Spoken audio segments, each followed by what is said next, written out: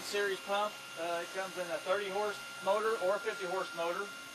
Basically everything's the same. The top works is the same as between the 30 and the 50. The only difference is the motor and pump assembly down here is bigger for the 50 horse. This is the overview of the top works. We have the hydraulic cylinder. Contains two proximity switches that controls the shifting left and right of the piston. We have two high pressure cylinders. We have a head nut. We have a check valve assembly called the ceiling head assembly. It has a discharge check valve in here. The inlet check valve is in here. This is the inlet water coming into the intensifier. This is the directional valve. We have a manifold assembly here that contains a hydraulic gauge. We have the control valves for the high pressure and low pressure. This one here controls the high pressure. This one here controls the low pressure. Clockwise to increase, counterclockwise to decrease. This is a two pressure solenoid valve. You can have two pressure settings, one for high and one for low. From there we go down to the main motor and pump assembly. We have the pump, which is a piston compensated pump. These are the compensators. This is your high compensator, your low compensator. This is a recirculation pump. This one is for cooling of the oil and filtering of the oil. And then the other pump is our water booster pump, which takes the incoming water pressure to from 35 psi or so up to 120 psi. From over here, we'll go through the water circuit. Our cutting water comes in through here, goes to a solenoid, through a little manifold that has a gauge on it. It also has a 30 psi pressure switch. From there it goes to your booster pump. Your booster pump has an adjustment on it, clockwise to increase, counterclockwise to decrease. From our booster pump, the water comes up through our filter assembly to a manifold. From there, there's a check valve to prevent the water from going back that direction.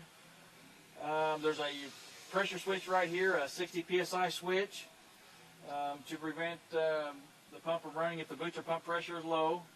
There's also the pressure gauge. And down at the bottom here is a relief valve. If the booster pump is pressurized over 125 psi, water will bleed out of here and go down to the drain. On the cooling water side, our cooling water comes in through a port here, through a thermostatic control valve. Through there, it goes through a heat exchanger. Coming out to the drain, and the oil pump from the oil from the gear pump on the recirculation pump goes through your heat exchanger, down through, back through to your filter, and it filters it as it goes into the reservoir. Over on your reservoir you have a temperature gauge and an oil level sight glass. It shows your oil level and your temperature here.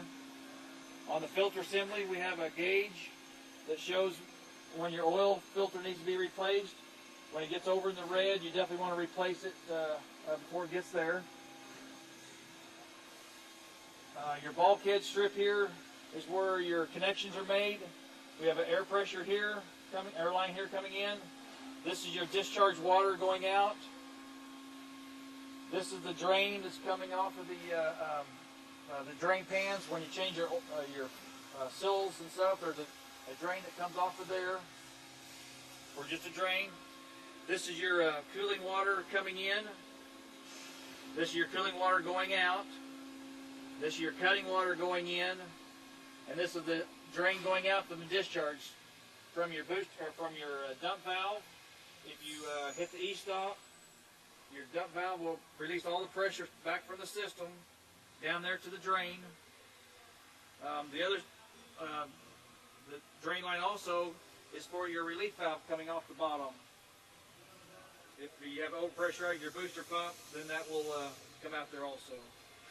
These are the high pressure lines coming out of each side of the cylinder. It tees in over here, goes down inside the framework into an attenuator. The attenuator is a non-serviceable item.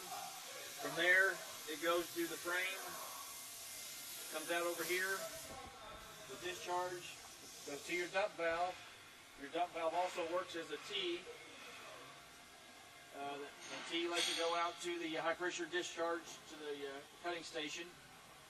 When you hit the emergency dump, the air pressure releases from this valve and allows the high pressure water to go down to the drain. Okay, we created a cutaway of our top works that we looked at a few minutes ago. This is a 50 horse top works, which is also the same as our 30 horse and our 60 horse SL5 top works. I'll kind of give you an overview of all the components here. We have the stem. This is where the hydraulic oil comes from, inside the hydraulic cylinder. This is the hydraulic piston. We have glide rings on both sides. This is the seal ring. We have a retaining ring, a snap ring for the retaining pins for the plunger. This is the proximity switch. This is what senses the position of the piston. When the piston comes in contact close to the sensor, then it shifts direction. It senses on the proc switch right there. It tells it to shift back and forth through the directional valve. We have the hydraulic seal cartridge. We have a retaining flange in here. We also have a snap ring inside here that holds that retaining flange on. This is the hydraulic head. It consists of an O-ring and backup ring in here. The O-ring leaks, backup ring is leaking, oil can be coming out, the groove down there on the stem. It's held in with the 8 cap screw bolts. This is your high pressure cylinder. Inside the cylinder we have the high pressure seals. This is the packing follower. This is a 2 beveled seals, has red on one side. This is a O-ring inside of a U-cup. This is an O-ring inside of a J-cup. This have a ceramic plunger. This is the cylinder liner. The purpose of that is to keep the seals spaced apart so they don't move in the cylinder, and also to take up volume. On the other end we have the sealing head assembly, which contains the inlet check valve. We have a retaining spring and a inlet poppet retainer. We also have a spacer for the seal head, which is a guide bushing. All that does is help center this in the cylinder. The seal is made on the metal-to-metal surface right here. They have the jacking bolts in here that forces the seal right there. On the other end we have the discharge check valve, the poppet valve. We have a poppet, a pin guide and a spring, and a gland nut. We have O-rings here for the inlet water to come through. The advantage of having a hard seal end cap intensifier is we only have one set of seals in here to deal with. Is on this side here. On the outer side towards the sealing head, it's all metal to metal seal right here. There's no seal. This is just a spacer here to help guide the sealing head in position. All your sealing is done in this area here on a tapered surface on both sides. It's held in position with these jacking bolts. These jacking bolts are torqued to 35 foot-pounds that forces the sealing head into the taper there to make the seal.